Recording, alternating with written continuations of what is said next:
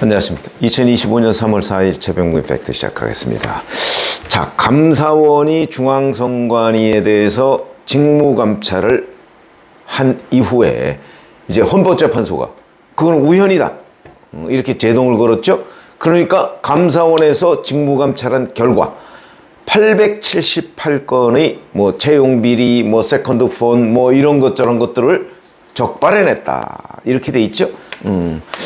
이런 것들이 이제 하나 둘씩 보도가 되기 시작합니다. 감사원에서 뭐 이제 언론에다가 얘기를 하는 거죠. 원래 감사원이 그 언론에 이런 얘기를 안 하는 걸로 유명한 집단인데 지금은 이제 선관위의 비리를 바로잡기 위해서 또 거기에 대한 무슨 대안, 개혁 방안 이런 것들을 마련하기 위한 작업을 하고 있는 것으로 보이고, 자, 앞으로 또 직무감찰이 아니어도 회계감사 같은 건 있습니다. 국가 예산이 들어가는 곳에는 감사원이 늘 회계감사를 할 수가 있습니다.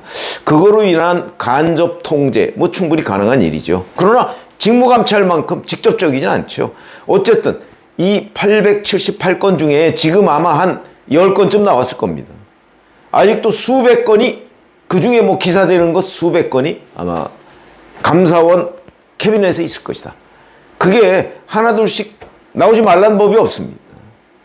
이러다 보니까 이제 선관위에 대한 개혁론 이런 것들이 빗발치고 있죠. 근데 민주당은 침묵하고 있습니다. 자, 어제 그저께 이낙연 새미래민주당 상임고문이 페이스북에다가 이런 걸 합니다. 뭐 선관위가 뭐 민주주의의 근간이다 뭐 이런 얘기를 해가면서 이상한 건 거대 야당 민주당의 태도다. 입법권을 사실상 독점한 압도적 다수 의석의 야당이 침묵하는 게 아무래도 이상하다. 민주당 선관위 커넥션, 이 의혹을 제기하고 있는 겁니다. 이게 굉장히 많은 국민적 공감을 얻을 수 있을 것이다, 이렇게 생각을 합니다. 커넥션이 뭐 실제 있는지 없는지 모르지만 여하튼 선관위가 무슨 일을 잘못해서 그 선관위를 비판하면 민주당이 고발합니다. 그 대표적인 사람이 전한길 일타 강사. 이런 거죠.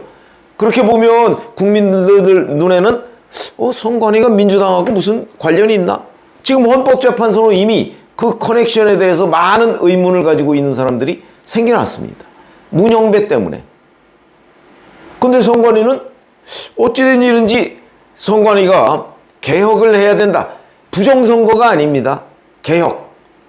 그거는 채용비리, 뭐 세컨드폰 뭐 이런 거와 관련한 개혁. 아직 부정선거까지 가지도 않았습니다. 근데 그에 대해서 침묵하거든요. 바로 같은 날 전병헌 대표도 이렇게 얘기했습니다. 선관위 세습 고용 사태, 탄핵, 특검 전문당 민주당은 왜 침묵하나? 역시 마찬가지 그 지점을 겨냥하고 있습니다. 왜 민주당이 선관위 비리에 침묵하느냐?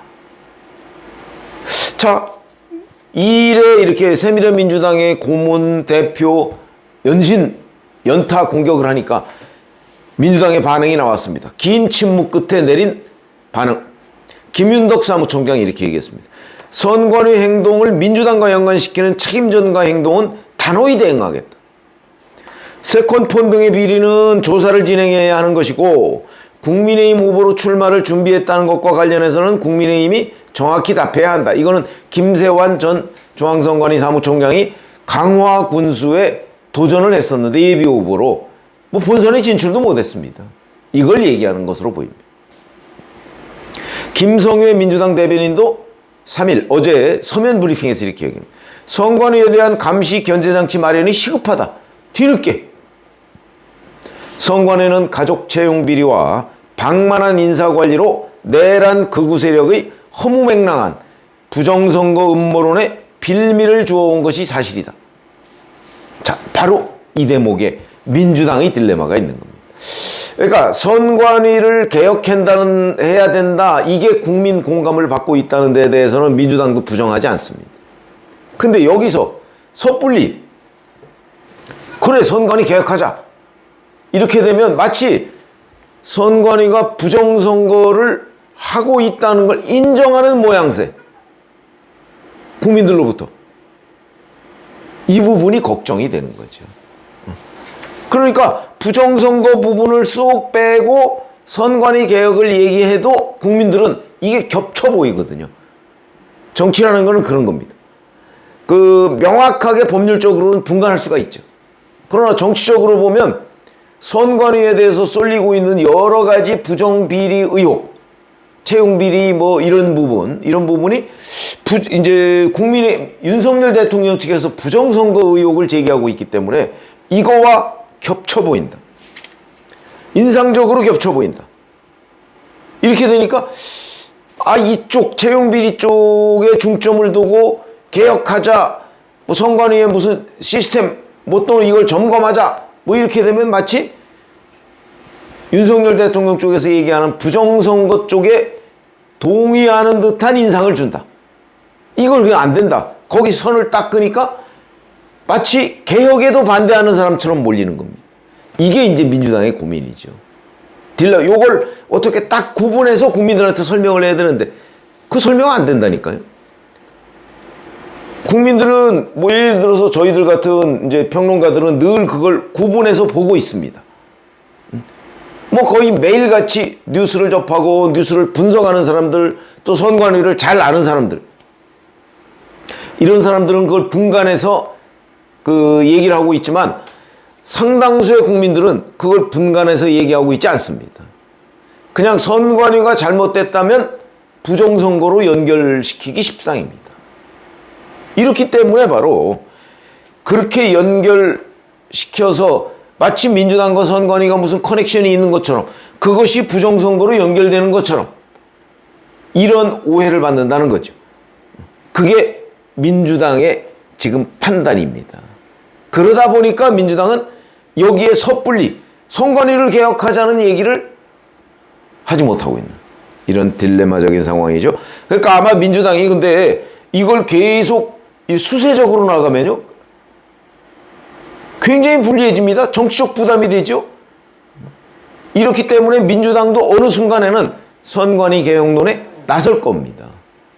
그런데 지금 같은 소나기가 그친 다음에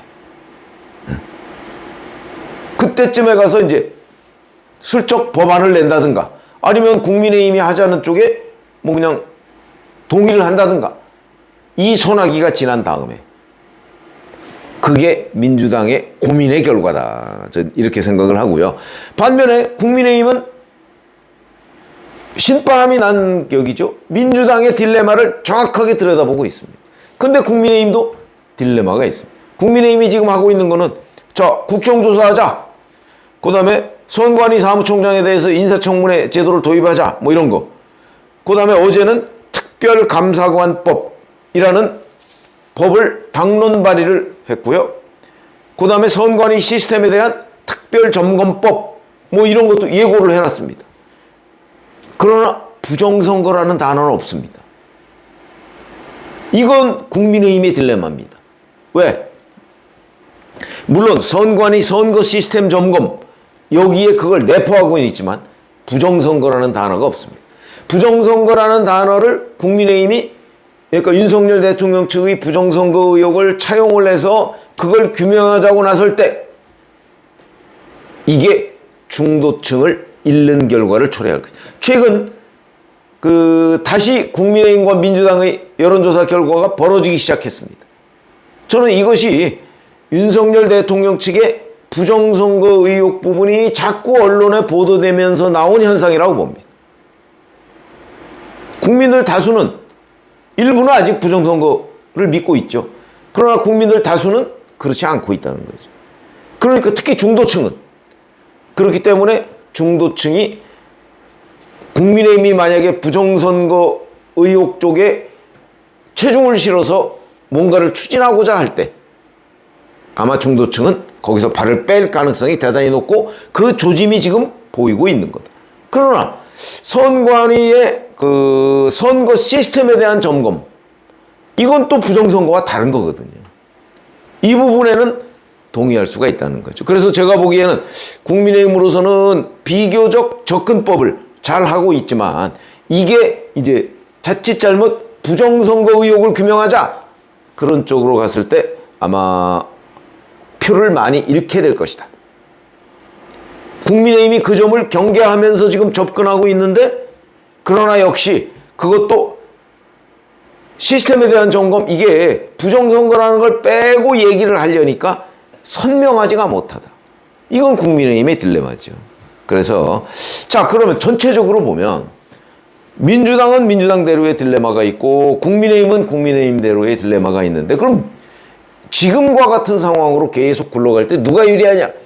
압도적으로 국민의힘이 유리하죠. 국민의힘이 부정선거 의혹을 꺼내지 않는 한 압도적으로 유리하다. 왜? 이미 선관위 개혁이라는 이 프레임은 국민의힘이 선점했거든요.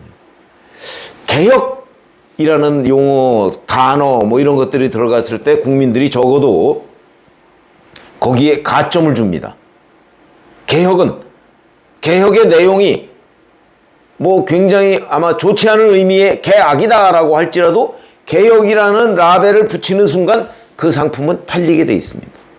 지금 선관위 개혁 이걸 선점한 사람은 국민의힘입니다.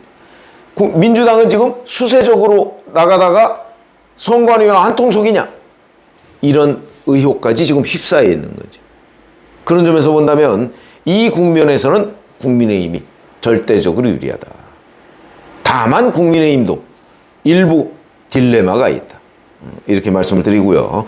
그래서 이런 부분은 앞으로 굴러가면 굴러가고 선관위에 대한 비리가 언론에 보도가 될수록 민주당의 정치적 부담은 커진다.